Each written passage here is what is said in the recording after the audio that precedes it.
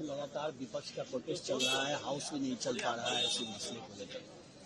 देखिए, ये एक तरह से कह सकते हैं कि एसआईआर का पैच टेस्ट जो लिटमस टेस्ट होता है वो बिहार में हो चुका है और बहुत खूबसूरती से लोकतंत्र को इलेक्शन कमीशन ने मजबूत करने का काम किया है और भारतवासी का जो मतदान का अधिकार है उसको और मजबूत करने का काम किया है। पिछले सत्र में भी हम लोग देखे थे कि एसआईआर के मुद्दे पे ये लोग सदन चलने नहीं दिए थे और उसके बाद बिहार चुनाव हुआ और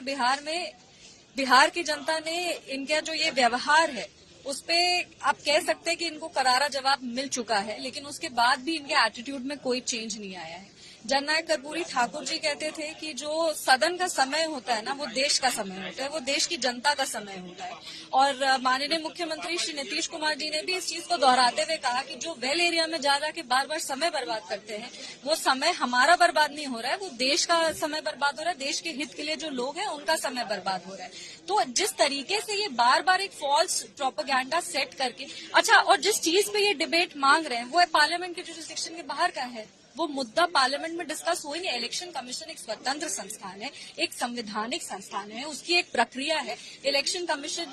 कह रही है कि अगर आपके पास कोई कंप्लेन है आप उसको उस जो फॉर्मल स्ट्रक्चर है, जो प्रक्रिया आप उसके तहत तो कंप्लेन करिए, हम लोग उस पर काम करेंगे। पर आपको वो भी नहीं करना है, आपको सिर्फ एक परसेप्शन क्रिएट करना है कि आपको एसआईआर के मुद्दे पे आप बड़े चिंतित है, पर ना तो आपको देश से कोई मतलब है, ना देश के जितने भी हमारे भारतवासी हैं उनके अधिकार से कोई मतलब है। वरना इस तरीके से जो फर्स्ट टाइम एमपीज आते हैं उन लोग को सफर करना पड़ता है। हम खुद एक फर्स्ट टाइम एमपी हैं और अभी तक हमको लगता है कि क्षेत्र की जो मुद्दे हैं उस पर कोई